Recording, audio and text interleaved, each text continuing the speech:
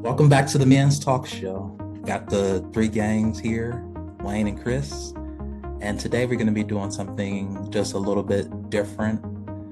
You know how we usually talk about, our experiences, with a topic, but we're going to break down what a stigma actually really means. Then we're going to list some ways to kind of break the stigma for men having depression and just some general stigmas that we see in society that, men go through when they have depression. We haven't really defined what a stigma really is, in terms of, mental health, and we're going to break that down. I'm going to break that down today. So a stigma is basically a negative belief or an attitude or prejudice towards a certain group of people in society. So how we always say, men need to stop crying, that's a stigma, and you hopefully list some ways to be able to break those stigmas as well too. So one of the stigma. Real quick, the first thing to breaking something, right? Whether it's racism, stigmas, all those things like that, is acknowledgement, right? Emotional barriers. So that's what we're trying to help you guys do, is acknowledge what these things are, so that way you can look out for them in the future. And when it's affecting you, you're like, man, I know what that is. You know what? Let's break through that barrier. So go ahead, let's do it. All right, so a list of stigma normally occur in society. So a list of stigmas that's surrounding men having depression is weakness perception. So men have fear of being weak, being seen as weak when they have depression. So, we're not allowed to show our emotions, when we're going through, certain things internal that society has stigmatized. And I don't like that. I think we should be able to show our emotions. We should be able to cry. We should be able to say how we're truly feeling. But because it's a stigma in society, men kind of suppress their emotions and they don't really show them real themselves. And I'm guilty of that too, It's been a lot of times where people would notice that I'm, being depressed, and I said, sure, I'm fine, but I really wasn't fine. I was really in an ugly mood, and I didn't want to talk to nobody. But weakness perception is definitely one of those stigmas. And then you see a lot of popular trends on social media, especially on our TikTok, is the sound where it's like the guy's like, I'm fine, but in the words it says, I'm really not, and it's like, and that's so true. We always say, like, even when you see somebody, like, how you doing? I'm good. When you're not, like, there's something, now maybe there's just somebody, a passerby, right? But when your best friend, your homie, your brother, your sister, your partner, right? When it's like, how are you? As men, it takes us a split second to decide, weigh our options. So much goes in our head when they ask that simple question, how are you? And we're weighing everything. But should I tell them or should I not? And most of the time, we don't. We're like, I'm good. Ain't nothing bothering me. I'm good. I think too, it has to do with the audience you have, right? Like, some people, I'm okay with being like, man, shit's heavy right now. And other people, I do just, I'm good, man. One, because the conversation that I'm going to get into with those people is not going to serve me in a place, or me saying my negative thing that's affecting me right now may not serve them in the way it's served them. Right? So I'm just keeping myself and move on with my day. I think I don't ever want to burden somebody else with my shit. You know what I mean? I think as a man, I think that's so true right there. Yeah, right. That's a typical feeling we all feel. Like, I don't want to burden you with my garbage, man. When you have somebody who can sit there and listen to those things and just have you vent to them for 5 minutes, just get some shit off your chest. It feels so good to have somebody like the guy in your corner, man. So I try to be somebody like that for the community. I have one really good friend, and we just talk frequently, just constantly check in with each other, and it's very rarely I'm good. It's never I'm fine, or it's all good.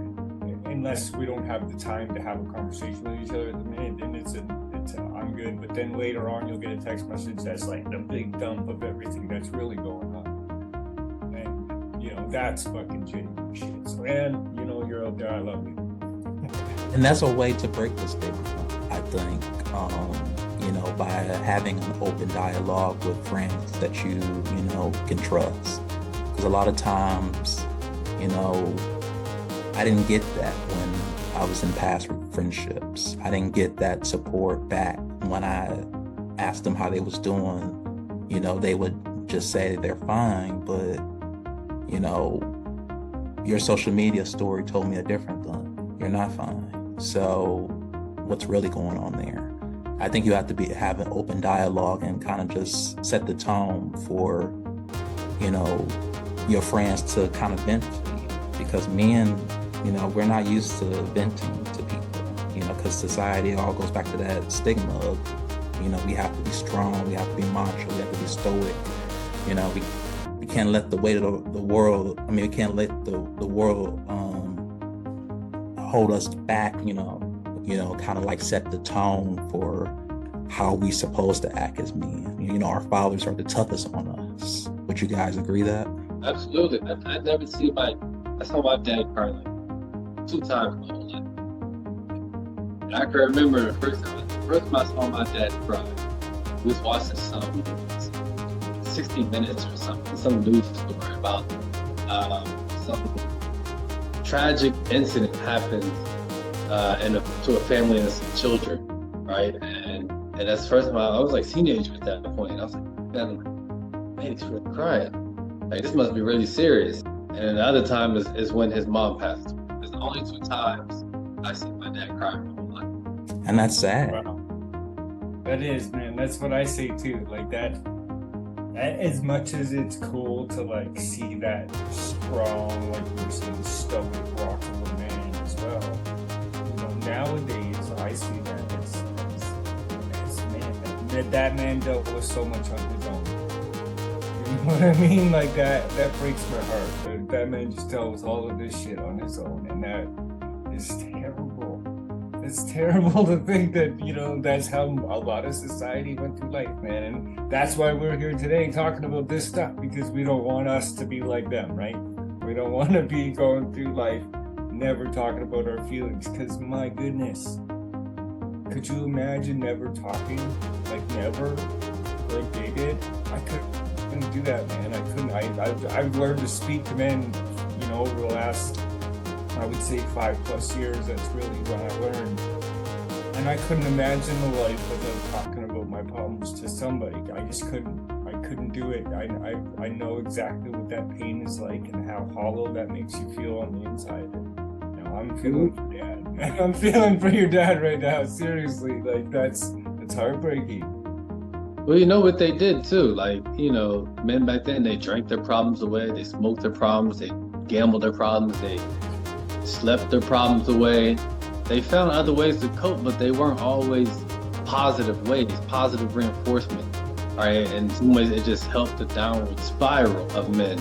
Yeah, that's true, because it created like a guard for them as well, right? Like, well, if I'm just tough and strong and mean, you know, nothing can penetrate.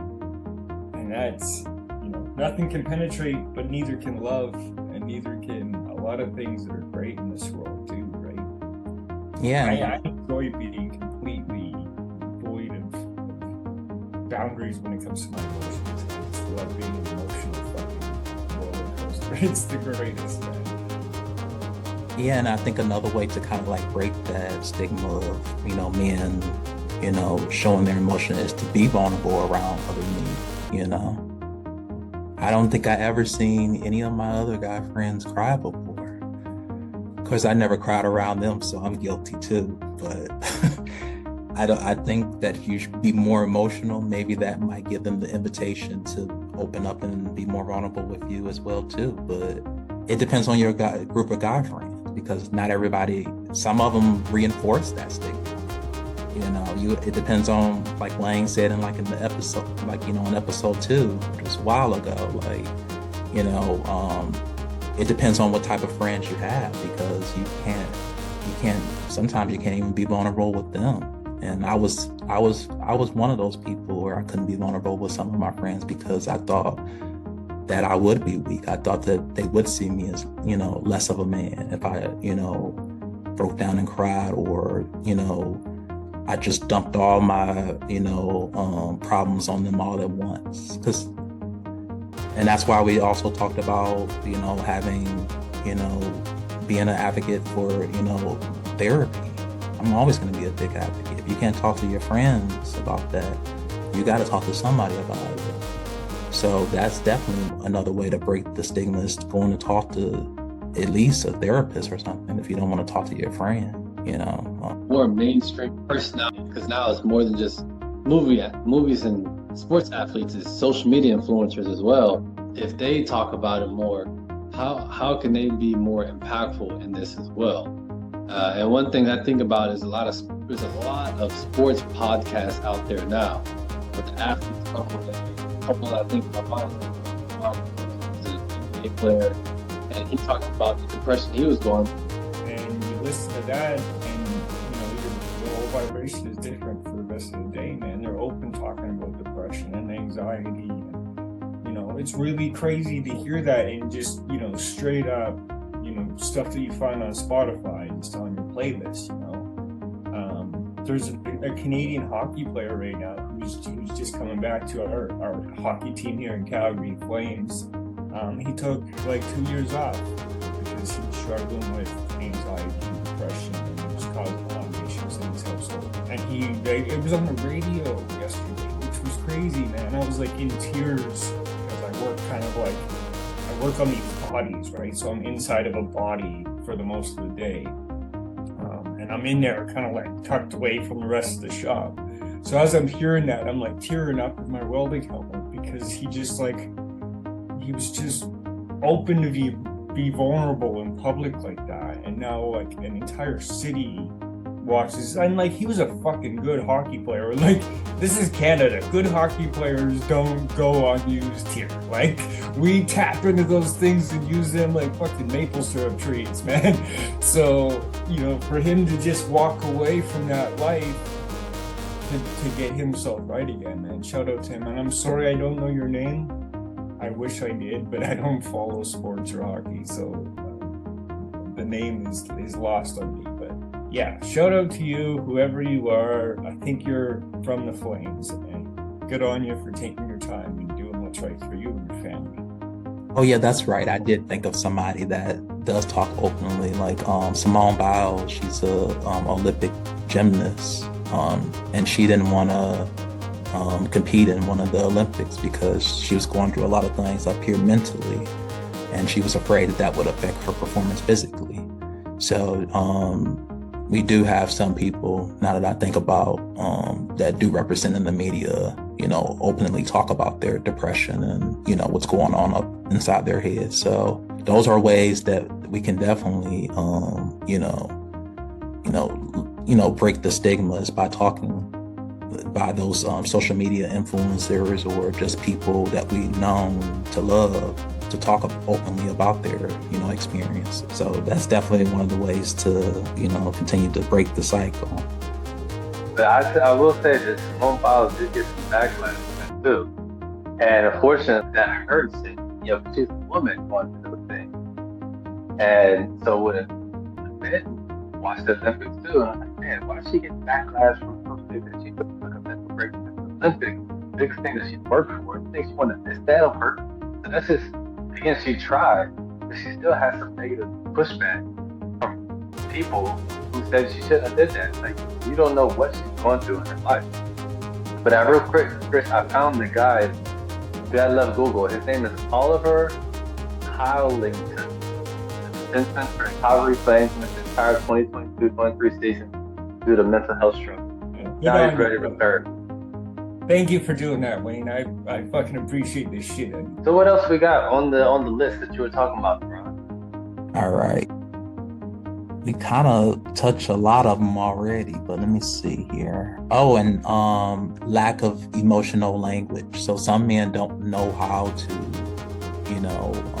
fully express how they're feeling. So that's why we said, like in a couple of episodes before, this like earlier in the season. If you don't fully know how to express, you can do journaling to kind of like, break that stigma of not being able to kind of like write everything down and walk, or to vocalize how you're really feeling. Just do a journal. That's kind of one of the ways to break it as well too. If you don't want to talk about your feelings, just write it down. Scribble or whatever. Like Chris said, like the other episode, just whatever you're feeling at that moment, just jot it down. It doesn't have to be perfect. Just jot it down. Have you guys the feelings wheel? Have I ever shown you that? No. Oh man, this thing will blow your mind. Let me fucking screen share this real quick.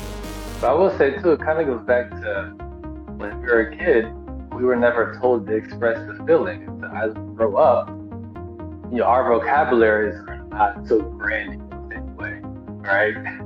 Then we have like a 5 choice words: happy, mad, sad, right? We don't have a whole lot, so you could be, yeah, I'm good. Hey, how you feeling? Good. Or like, I'm good. Like, we have to see there's a difference in the way and the tone and the way we say something.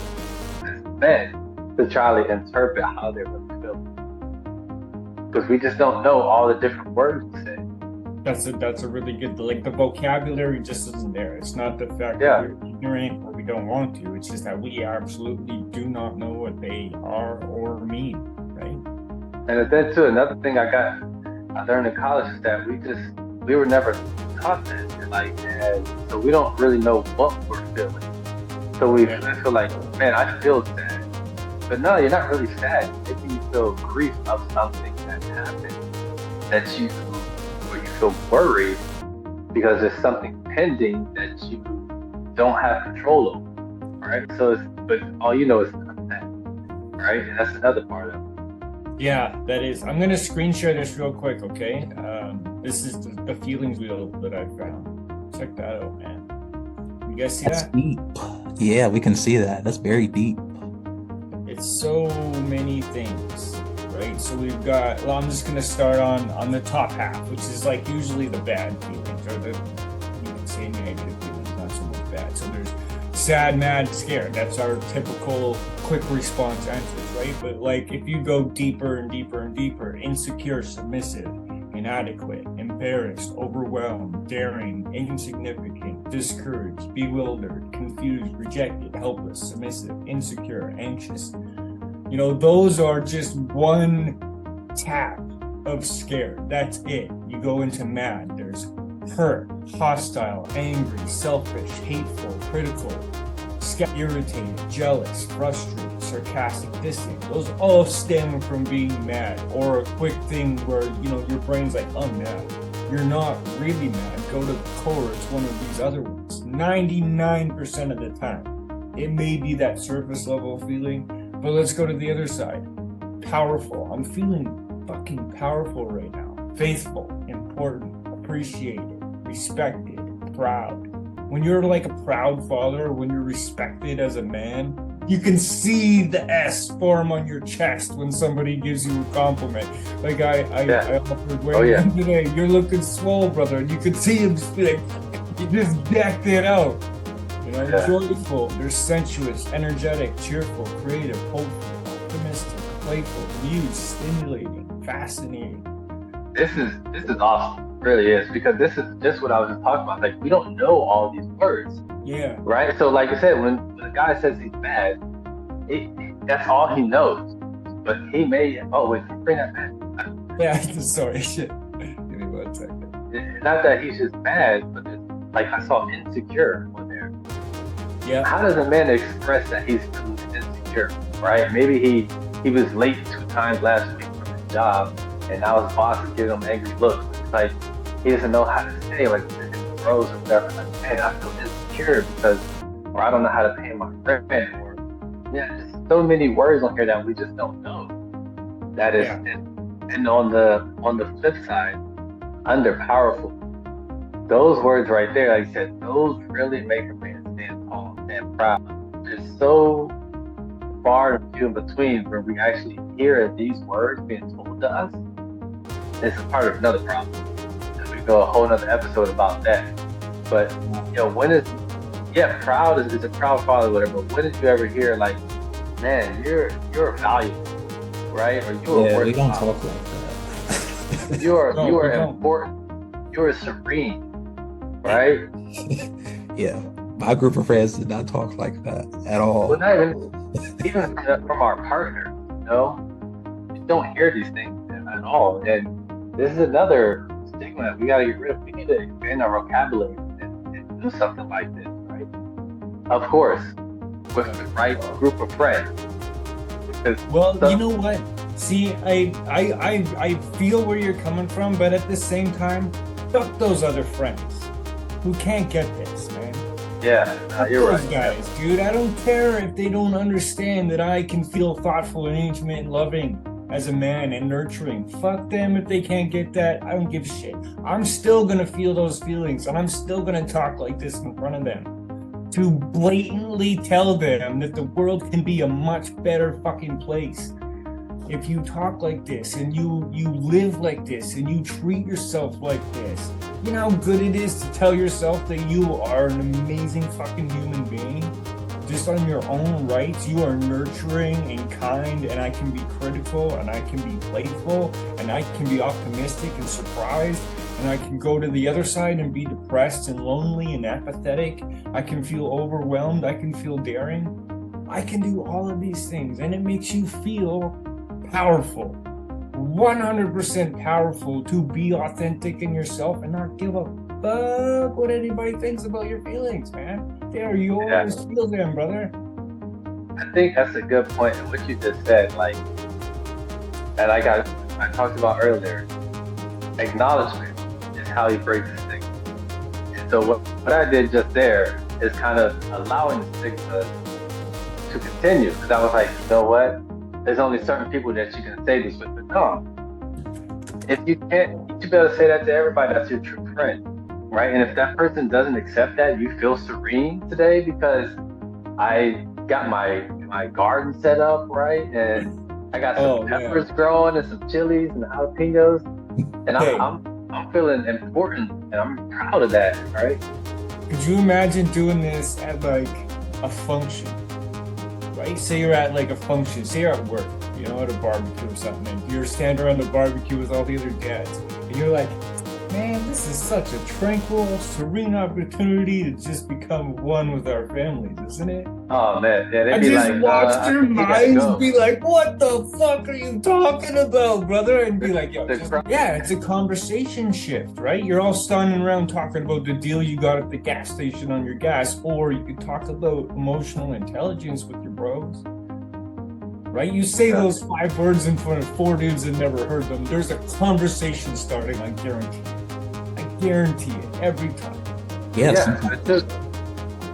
Go ahead. Yeah, sometimes you got to set the tone for how you want things to be done. Like, in order to break the stigma, you have to, vocalize how You guys think about. Sorry, got a deep thread there. It's all good. I think we kind of already cover all of them. Most of them you already kind of mentioned. Well, let's think about, I think it was 2 episodes we had Jim on. I love Jim over here. And the stigmas that men don't want to be good fathers, right? I know we talked a lot about fathers, especially in June with the Father's Day and all that, but there's always a stigma that we're also trying to break. Men want to be fathers. There's that small percentage who don't, who just give their seed out and they don't really care. Majority of men want to be there, want to be their fathers. That's another stigma that we're trying to help break here on this talk show. For sure, man. And shout out to all those dads who are stepping up and doing more. You're not just a provider anymore, but you're a nurturer, you're a caregiver. You're there caring for your kids and providing for them as well. That's such a good example for them, dude. The dads who are out there doing their thing and really being fathers in this day and age, like actual being fathers, not just having a child, but taking them to fucking school and teaching them life lessons and taking them to the parks and like really genuinely being a dad, man. Shout out to you guys. You are soldiers of the planet, and you're